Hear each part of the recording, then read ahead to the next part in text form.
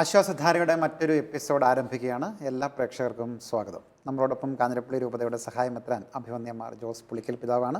പിതാവെ സ്വാഗതം ചെയ്യുന്നു. ഇന്ന് ഒരു കത്താണ്. സാധാരണഗതി നമ്മൾ വാട്സാപ്പിലൊക്കെയാണ് സന്ദേശങ്ങൾ കിട്ടുന്നത്. ഇന്നൊരു കത്തായിട്ടാണ് ഞാൻ വായിക്കാം. ഞാൻ 40 വയസ്സുള്ള ഒരു കൂലിപ്പണിക്കാരനാണ്. BA വരെ പാസ്സായി, ജോലിയൊന്നും കിട്ടിയില്ല. ചിലപ്പോൾ അയൽ വീടുകളിൽ വണ്ടി ഓടിക്കാനായിട്ട് പോകാറുണ്ട്. സാമ്പത്തികമായി വളരെ മോശമായ നിലയിലാണ് എന്ന് പ്രത്യേകിച്ച് പറയേണ്ടതില്ലല്ലോ. എനിക്ക് 2 പെൺമക്കളാണുള്ളത്. ഭാര്യയ്ക്ക് ജോലിയൊന്നുമില്ല. അന്നന്നത്തെ ജീവിതം കഷ്ടിച്ച് നീങ്ങുന്ന എൻ്റെ വീട്ടിൽ രോഗം ഒഴിയുന്നില്ല. ഭാര്യയ്ക്ക് നടുവിന് വേദനയാണ്. മക്കൾക്ക് ഇടയ്ക്കിടെ അസുഖങ്ങൾ പിടിപെടും. അതിനിടെ വാർക്കപ്പണിക്ക് ചെയ്തുകൊണ്ടിരുന്നപ്പോൾ ഞാൻ തട്ടിൽ നിന്ന് വീണു. എന്തുകൊണ്ടാണ് ദൈവം എന്നോട് ഇങ്ങനെ പെരുമാറുന്നത്? പ്രശ്നങ്ങളിൽ നിന്ന് പ്രശ്നങ്ങളിലേക്കാണ് എൻ്റെ ജീവിതം പോകുന്നത്. ഞാൻ ആരെയും ദ്രോഹിച്ചിട്ടില്ല. ക്ഷുദ്രപ്രയോഗങ്ങൾ ആരെങ്കിലും ചെയ്തതുകൊണ്ടാണോ ഇപ്രകാരമൊക്കെ സംഭവിക്കുന്നത്? പണക്കാർക്കൊന്നും ഇത്തരം പ്രശ്നങ്ങൾ അധികം കാണാറില്ല. ദൈവം നീതിമാനാണെങ്കിൽ പിന്നെ എന്തുകൊണ്ടാണ് എനിക്ക് ഇപ്രകാരം സംഭവിച്ചുകൊണ്ടിരിക്കുന്നത്? വളരെയേറെ സങ്കടം അനുഭവിക്കുന്ന ഒരു സാധാരണ കുടുംബം, ഒരുപക്ഷെ പാവപ്പെട്ട ഒരു കുടുംബം, വളരെ സാമ്പത്തികമായിട്ട് കഷ്ടപ്പെടുന്ന, കണ്ണീരുണങ്ങാത്ത, മക്കളുടെ കാര്യത്തിൽ ശ്രദ്ധയോടെ പഠിപ്പിക്കാനൊക്കെ ശ്രമിക്കുന്ന, എന്നാൽ അതിനൊക്കെ ബുദ്ധിമുട്ടുന്ന ഒരു കുടുംബത്തിൻ്റെ സങ്കടമാണിത്. ഇത് ഒരു ഒറ്റപ്പെട്ട കാര്യമല്ല. ഒരുപാട് വ്യക്തികളുടെ ജീവിതത്തിൽ ഇങ്ങനെയുള്ള അനുഭവങ്ങൾ നേരിട്ട് പറഞ്ഞത് ഞാൻ ഓർക്കുന്നുണ്ട്. അപ്പോൾ ഇത്തരം അനുഭവങ്ങളുള്ളവർക്ക് ഉണ്ടാകാവുന്ന സ്വാഭാവികമായ ചോദ്യങ്ങളാണിതൊക്കെ. ഇതിന് നമുക്ക് പെട്ടെന്നൊരു മറുപടി കൊടുക്കുന്നതിനേക്കാൾ ഉപരി ഇതിൻ്റെ ചില സാഹചര്യങ്ങളൊക്കെ എടുത്തൊന്ന് ചിന്തിക്കുന്നതല്ല എന്ന് എനിക്ക് തോന്നുന്നു. ആദ്യം എനിക്ക് പറയാനുള്ളത്, ആ കുടുംബത്തോട് ചേർന്ന് ദൈവത്തിൻ്റെ സ്നേഹിക്കുന്ന സാന്നിധ്യം, കരങ്ങളുണ്ട്. വേദനിക്കുന്നവരുടെ കൂടെയാണ് ദൈവം എന്ന കാഴ്ചപ്പാട് എപ്പോഴും ബൈബിളിലുണ്ട്.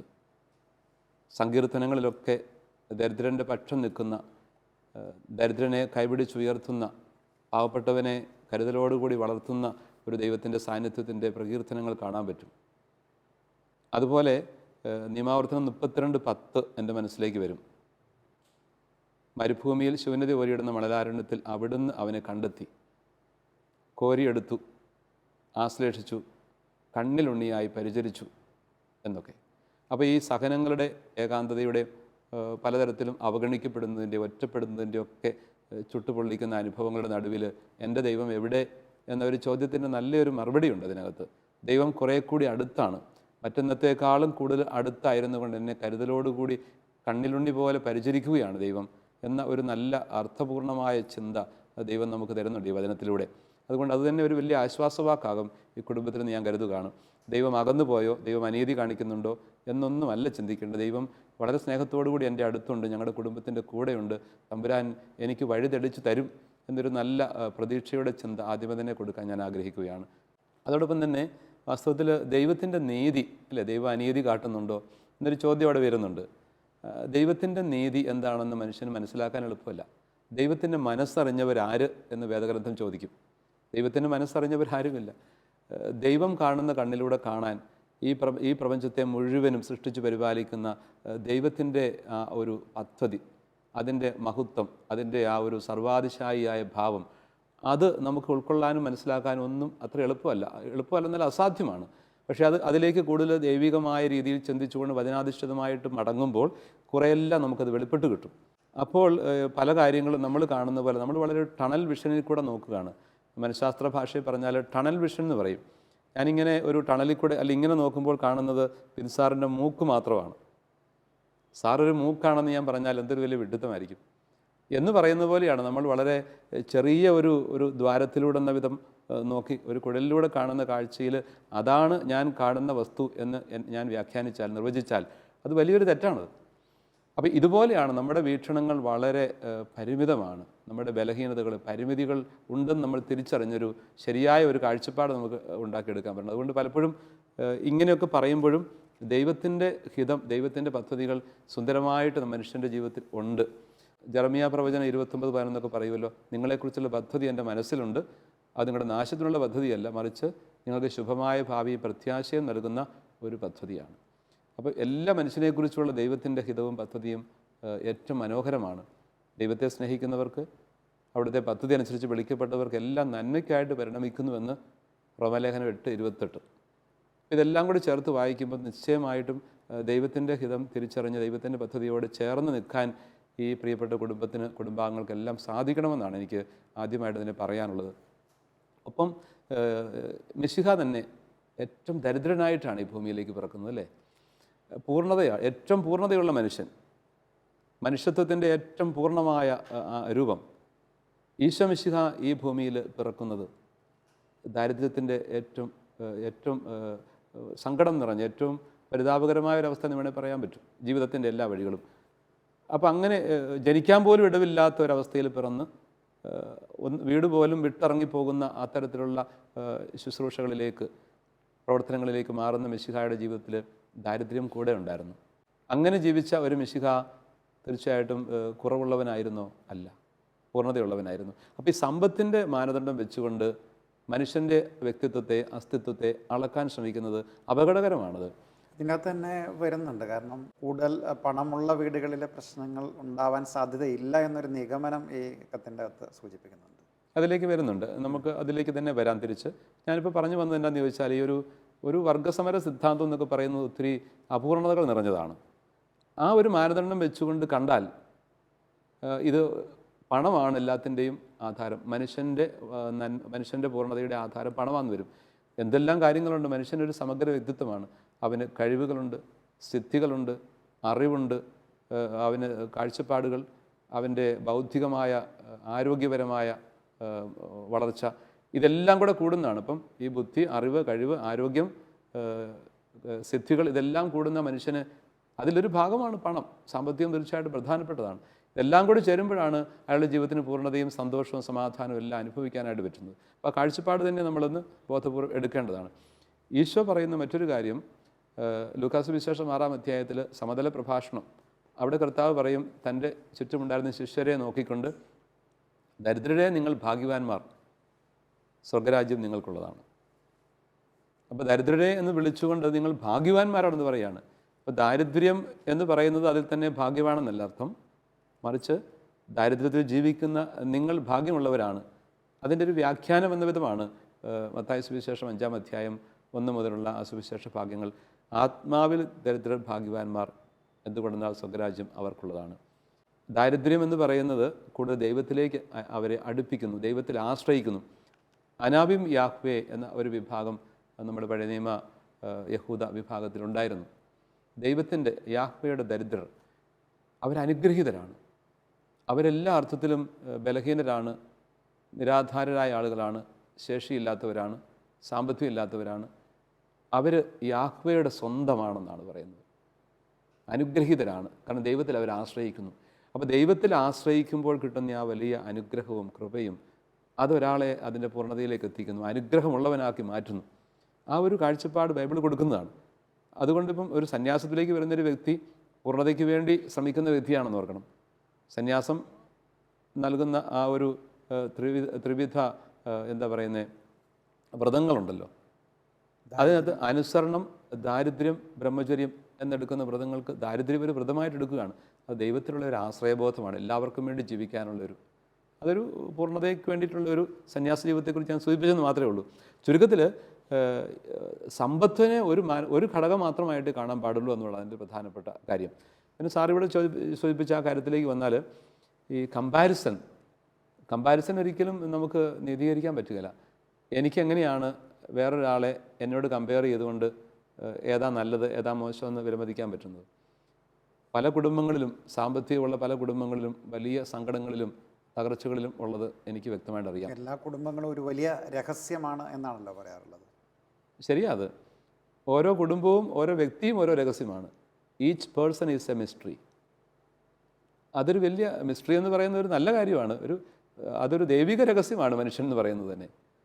അതിനെ ശരിയായ വിധം തുറന്ന് പുറത്തെടുത്ത് അവൻ്റെ ആ സത്തയെ ശരിയായ വിധം തിരിച്ചറിഞ്ഞ് ജീവിക്കുക എന്നുള്ളതാണ് അവനെ സംബന്ധിച്ചുള്ള ദൈവഹിതം. അപ്പോൾ ഓരോ കുടുംബത്തിൻ്റെയും ഉള്ളിലേക്ക് കടന്നു ചെല്ലുമ്പോൾ അവരനുഭവിക്കുന്ന സങ്കടങ്ങൾ, വേദനകൾ, ഓരോ മനുഷ്യൻ്റെ ഉള്ളിൽ അയാൾ അനുഭവിക്കുന്ന സംഘർഷങ്ങൾ, ബുദ്ധിമുട്ടുകൾ, ഇതൊക്കെ വളരെ വ്യത്യസ്തമാണ്. വേറൊരാൾക്ക് പുറത്തു നിന്ന് നോക്കിയാൽ കാണാൻ പറ്റുന്നതല്ല. അതുകൊണ്ട് നമുക്കൊരിക്കലും ഈച്ച് വൺ ഈസ് യുണീക്ക്. ഒരാളും വേറൊരാളുമായിട്ട് താരതമ്യപ്പെടുത്തിയിട്ട് നല്ലതേതാ മോശമേതാന്ന് പറയാൻ പറ്റുകയില്ല. ദൈവത്തിന് മുമ്പിൽ മാത്രമേ അത് വെളിപ്പെട്ട് കിട്ടുകയുള്ളൂ. അതുകൊണ്ട് കമ്പയർ ചെയ്യാതിരിക്കുക. മറ്റുള്ളവർ എങ്ങനെയാണെന്ന് നമുക്ക് തിരിച്ചറിയാൻ പറ്റുന്നില്ല. പല വലിയ പുറമേ പ്രത്യക്ഷത്തിൽ എല്ലാം ഉണ്ടെന്ന് കരുതുന്നവരൊക്കെ വലിയ സങ്കടങ്ങളിലും ദുഃഖങ്ങളിലും തകർച്ചകളിലും ഒക്കെ ജീവിക്കുന്നവരുണ്ട്. അതേസമയം തന്നെ തീരെ പാവപ്പെട്ട കുടുംബങ്ങൾ വളരെ സന്തോഷത്തോടുകൂടി സ്നേഹത്തിൽ പങ്കുവെച്ച് ജീവിക്കുന്നുണ്ട് എന്ന കാര്യവും പ്രധാനപ്പെട്ടതാണ്. നിശ്ചയമായിട്ടും പങ്കുവെക്കുക എന്നുള്ളത് ഒരാവശ്യമാണ്.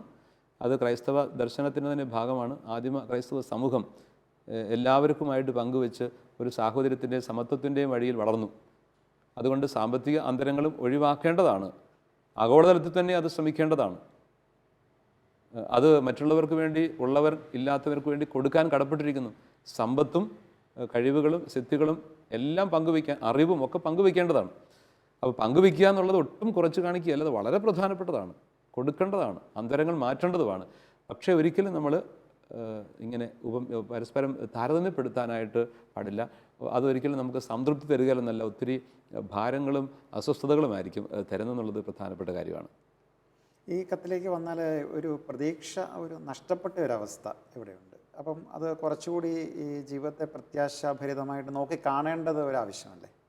തീർച്ചയായിട്ടും അതെ. ഞാൻ ആദ്യം സൂചിപ്പിച്ചതിനകത്തുണ്ട്, ദൈവം കരുതുന്നുണ്ട്, സ്നേഹിക്കുന്നുണ്ട്, ദൈവം ഒരു വഴി തുറക്കും എനിക്ക് വേണ്ടി, ഞങ്ങളുടെ കുടുംബത്തിന് വേണ്ടി എന്നുള്ളത് ഒരു സത്യമാണത്. വെറും ഒരു തോന്നലൊന്നുമല്ല, അതൊരു യാഥാർത്ഥ്യമാണ്.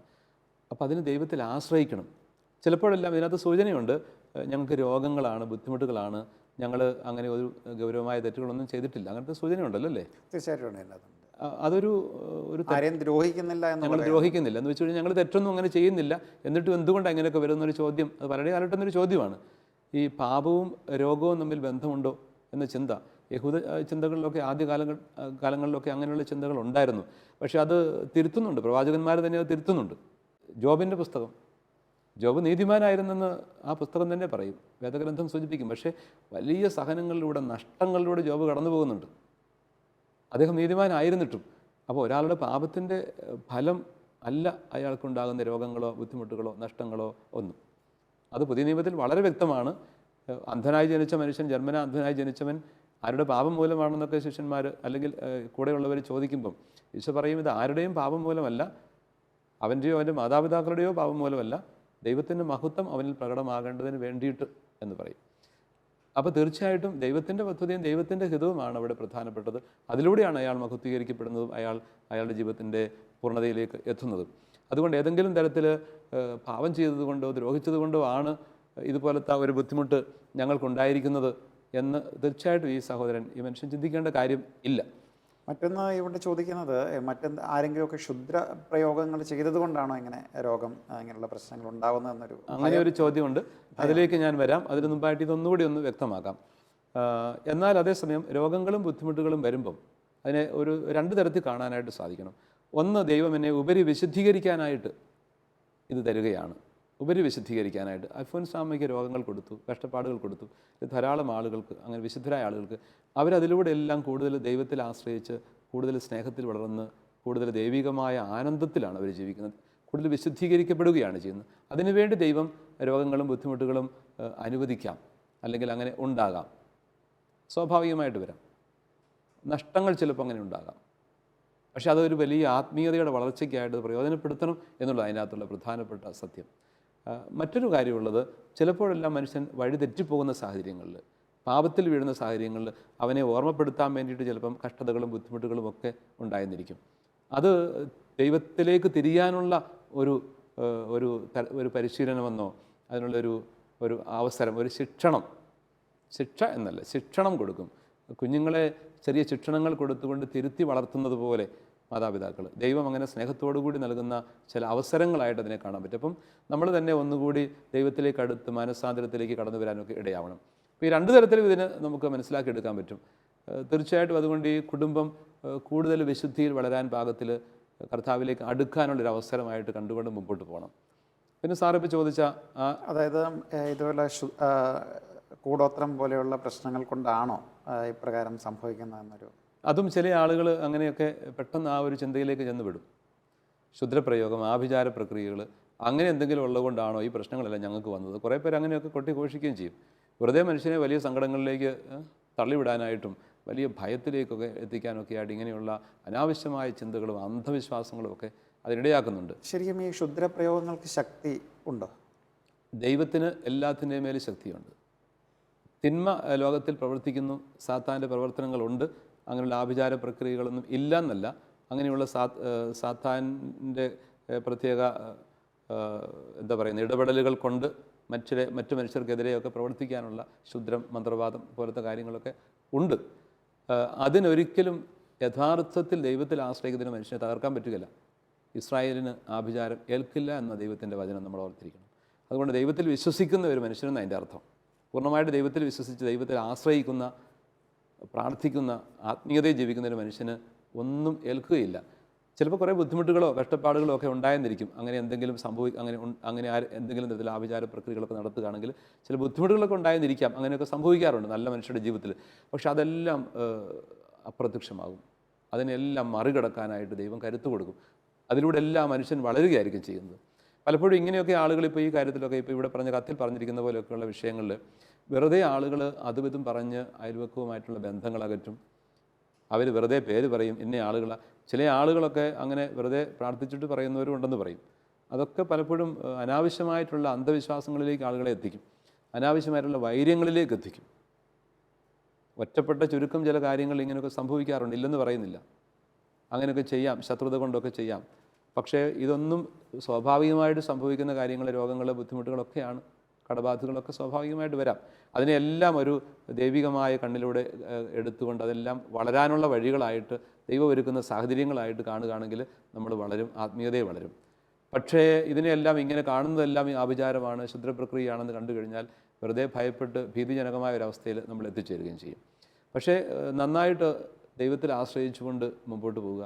ഇനി ആവശ്യമെങ്കിൽ അങ്ങനെ എന്തെങ്കിലുമൊക്കെ കൂടുതലായ ഒരു ശുദ്ധീകരണം കുടുംബത്തിൽ ആവശ്യമാണെന്ന് നല്ല ബോധ്യം ഉണ്ടാകുന്നെങ്കിൽ നന്നായിട്ടൊന്ന് ഒരുങ്ങി പ്രാർത്ഥിച്ച് കുമ്പസാരിച്ച്, ഒരു കത്തോലിക്ക കുടുംബമാണ് ഞാൻ വിശ്വസിക്കുന്നത്, കുമ്പസാരിച്ച് ഒരുങ്ങി എല്ലാവരും കുടുംബാംഗങ്ങളൊക്കെ നന്നായിട്ട് ഒരുങ്ങി ഒരു വൈദികനെ ആ കുടുംബത്തെ ആശീർവദിക്കാൻ, വെഞ്ചരിക്കാനൊക്കെ ആയിട്ട് വിളിക്കുമ്പോൾ അത് കൂടുതൽ അനുഗ്രഹമായി മാറും. അങ്ങനെ എന്തെങ്കിലും അസ്വസ്ഥതകളൊക്കെ ഉണ്ടെങ്കിൽ അത് മാറിപ്പോകുന്ന സാഹചര്യം ഉണ്ട് ധാരാളമായിട്ട്. അപ്പോൾ ഏതായിരുന്നാലും ദൈവത്തിൽ ആശ്രയിക്കുക എന്നതാണ് ഇതിൻ്റെ പ്രധാനപ്പെട്ട കാര്യം.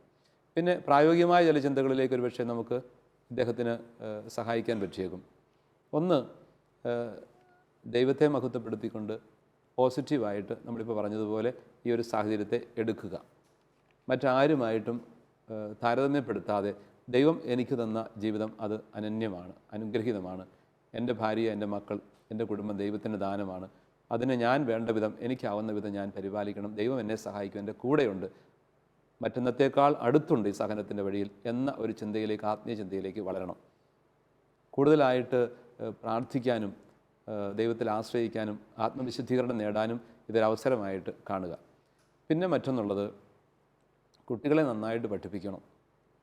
ഇദ്ദേഹത്തിന് ഒരു പക്ഷേ ജോലി കിട്ടിക്കാണില്ല, കുഞ്ഞുങ്ങൾ നന്നായിട്ട് പഠിച്ച് മിടുക്കരായി വരട്ടെ. പിന്നെ അദ്ദേഹം വേറെ എന്തെങ്കിലും ജോലി കിട്ടുമെങ്കിൽ അതും അന്വേഷിക്കണം സ്വാഭാവികമായിട്ടും. അപ്പം കഷ്ടപ്പെട്ടാണെങ്കിലും കുഞ്ഞുങ്ങളെ നന്നായിട്ട് പഠിപ്പിച്ച് അവരെ സത്ചിന്തയിൽ, നല്ല ധാർമ്മികതയിൽ വളർത്തുകയും വേണം. അങ്ങനെ അവർ നല്ല ഉയർന്ന നിലകളിലേക്ക് എത്തിക്കഴിയുമ്പം കുടുംബം അനുഗ്രഹീതമാകും. തീർച്ചയായിട്ടും ദൈവഹിതാനുസാരം ഈ കുടുംബത്തെ നയിക്കുമ്പോൾ ആ കുടുംബം അടുത്ത ഒരു ഭാവിയിൽ കുറേ വർഷങ്ങൾക്ക് ശേഷം വലിയ അനുഗ്രഹത്തിൻ്റെയും സാമ്പത്തികമായിട്ട് കൂടിയും ഐശ്വര്യത്തിൻ്റെയും കൃപയുടെയും ഒക്കെ ഒരവസ്ഥയിലേക്ക് എത്തിച്ചേരും എന്നുള്ളതിന് ഒരു സംശയമില്ല. ചരിത്രത്തിലെ തന്നെ ചില സംഭവങ്ങൾ, വ്യക്തികൾ, ഇതെല്ലാം വളരെ പ്രധാനപ്പെട്ടതാണ്. പല ആളുകളും കഠിനമായ ദാരിദ്ര്യത്തിൽ ജനിച്ചവരാണ്, ജീവിച്ച് വളർന്നവരാണ്. ഉദാഹരണത്തിന് നമ്മുടെ രാഷ്ട്രപതിയായിരുന്ന ശ്രീ അബ്ദുൽ കലാം, മഹാനായൊരു മനുഷ്യന്, രാമേശ്വരം കടലോരത്തുകൂടി പത്രം വിറ്റ് നടന്നിരുന്ന ഒരു പാവപ്പെട്ട ചെറുക്കൻ എത്തിച്ചേർന്നു. കഷ്ടപ്പെട്ട് ജീവിച്ച് വളർന്ന് പഠിച്ച് മിടുക്കനായി വലിയൊരു നിലയിലേക്ക് എത്തിച്ചേർന്നു. എബ്രഹാം ലിങ്കൻ, മഹാനായ മനുഷ്യൻ, അമേരിക്കയുടെ പ്രസിഡന്റ്, വഴിവിളക്കിൻ്റെ വെളിച്ചത്തിലിരുന്നു കൊണ്ട് പഠിച്ച ഒരു വ്യക്തി. അദ്ദേഹം പിന്നീട് എത്തിച്ചേർന്ന ഒരു നില വെറും ഒരു പ്രസിഡൻ്റെന്ന് മാത്രമല്ല, ലോകാരാധ്യനായ ഒരു മനുഷ്യനായിട്ട് മാറി. അടിമത്തത്തിനെതിരെ ശക്തമായ നിലപാട് സ്വീകരിച്ചു, വിമോചനം. ഇങ്ങനെയുള്ള വലിയ ആളുകൾ എത്തിച്ചേർന്ന വഴികളെല്ലാം കഷ്ടപ്പാടിൻ്റെ, കണ്ണുനീരിൻ്റെയാണ്. ഒരിക്കലും ഒരു മനുഷ്യൻ, ഒരു മഹാനും ഒരു സ്വർണ്ണ കരണ്ടിയുമായിട്ട് ജനിക്കുന്നില്ലെന്നുള്ളതാണ് സത്യം. കഷ്ടപ്പാടിലൂടെ വളരുക എന്നുള്ളതാണ് വാസ്തവത്തിൽ വിജയത്തിലേക്കുള്ള വഴി. വിജയത്തിലേക്കുള്ള എളുപ്പവഴി എന്ന് പറയുന്ന കഷ്ടപ്പാടിൻ്റെ വഴിയാണ്. സുഖസൗകര്യങ്ങളുടെ നടുവിൽ പിറന്നവർ പലപ്പോഴും എങ്ങും എത്തിച്ചേർന്നിട്ടില്ലെന്നുള്ളതാണ് മറ്റൊരു യാഥാർത്ഥ്യം. മനോഹരമായൊരു ചരിത്ര സംഭവം മനസ്സിലേക്ക് എത്തിച്ചേരുന്നത് ഇംഗ്ലണ്ടിലെ ഒരു പശ്ചാത്തലത്തിൽ സംഭവിച്ച ഒരു കാര്യം. ഒരിക്കലൊരു കർഷകൻ, പാവപ്പെട്ട ഒരു കർഷകൻ, അദ്ദേഹത്തിൻ്റെ ജോലിയിടത്തിലേക്ക് പോകുന്ന വഴിയിൽ ആ ചതുപ്പ് നിലത്ത് ഒരു കുട്ടി താന്നു പോകുന്നതായിട്ട് കാണുന്നു. ഈ ചതുപ്പിലേക്ക് താണു പോകുന്ന ഒരു മനുഷ്യജീവനെ കണ്ടപ്പോൾ ഇദ്ദേഹം ഓടിയെടുത്ത്, ആ മനുഷ്യസ്നേഹിയായ മനുഷ്യൻ ഓടി ചെന്ന് ഈ കുഞ്ഞിനെ പൊക്കിയെടുത്തു, രക്ഷിച്ചു, അതിനെ രക്ഷിച്ചെടുത്തു വിട്ടു. പിന്നെ അയാൾ അതിനെക്കുറിച്ച് അധികം ചിന്തിച്ചില്ല. വലിയൊരു നല്ല കാര്യം ചെയ്തതിൻ്റെ സന്തോഷവും സംതൃപ്തി. പക്ഷേ പിറ്റേന്ന് അദ്ദേഹത്തിൻ്റെ വീട്ടുപടിക്കൽ ഒരു കുതിരവണ്ടി വന്ന് നിൽക്കുകയാണ്. വലിയൊരു പ്രഭു അവിടെ എത്തി നിൽക്കുന്നു. എന്നിട്ട് പറഞ്ഞു, നിങ്ങൾ ചെയ്ത വലിയ ഒരു കാര്യം, എൻ്റെ മകനെയാണ് നിങ്ങൾ രക്ഷിച്ചത്. എന്ത് പാരിതോഷികമാണ് നിങ്ങൾക്ക് ഞാൻ തരേണ്ടത്? എന്ത് സമ്പത്താണ് നിങ്ങൾക്ക് തരേണ്ടത്? അദ്ദേഹം പറഞ്ഞു, എനിക്കൊരു സമ്പത്തും തരണ്ട, ഞാൻ ഇപ്പോൾ ഉള്ളതിൽ സംതൃപ്തനാണ്. അപ്പോൾ അദ്ദേഹം പറഞ്ഞു, എന്ത് വേണേലും ഞാൻ ചെയ്യാം. അപ്പോഴാണ് അദ്ദേഹത്തിൻ്റെ ആ പാവപ്പെട്ട വീട്ടിൽ നിന്നൊരു കുട്ടി കടന്നു വരുന്നത്, സ്വന്തം മകൻ. അപ്പോൾ ഇദ്ദേഹം ചോദിച്ചു, നിങ്ങളുടെ മകനാണോ? അതെ. ഈ മകനെ ഞാൻ പഠിപ്പിക്കാം. എൻ്റെ മകൻ പഠിക്കുന്ന ഈ ഇംഗ്ലണ്ടിലെ ഏറ്റവും പ്രസ്റ്റീജിയസ് ആയിട്ടുള്ള ഒരു കോളേജിൽ ഈ മകന് ഞാൻ അഡ്മിഷൻ വാങ്ങിച്ചു തരും. അത് നിങ്ങൾക്ക് സമ്മതമാണ്? അദ്ദേഹം പറഞ്ഞു, അതിനെനിക്ക് സമ്മതമാണ്. എൻ്റെ കുഞ്ഞുങ്ങളുടെ കാര്യത്തിൽ അങ്ങനെ ഒരു ഇടപെടൽ നടത്തി കഴിഞ്ഞാൽ എനിക്ക് സന്തോഷമായി. ആ മകൻ ഇംഗ്ലണ്ടിലെ വളരെ പ്രസ്റ്റീജിയസ് ആയിട്ടുള്ള ആ കോളേജിൽ പഠിച്ചു, ബഹുമിടുക്കനായിട്ട് പഠിച്ച് വളർന്ന് ഉന്നതമായ ബിരുദങ്ങൾ നേടി, ശാസ്ത്രമേഖലയിൽ വലിയ കണ്ടുപിടുത്തങ്ങളിലേക്കും നേട്ടങ്ങളിലേക്കും എത്തി.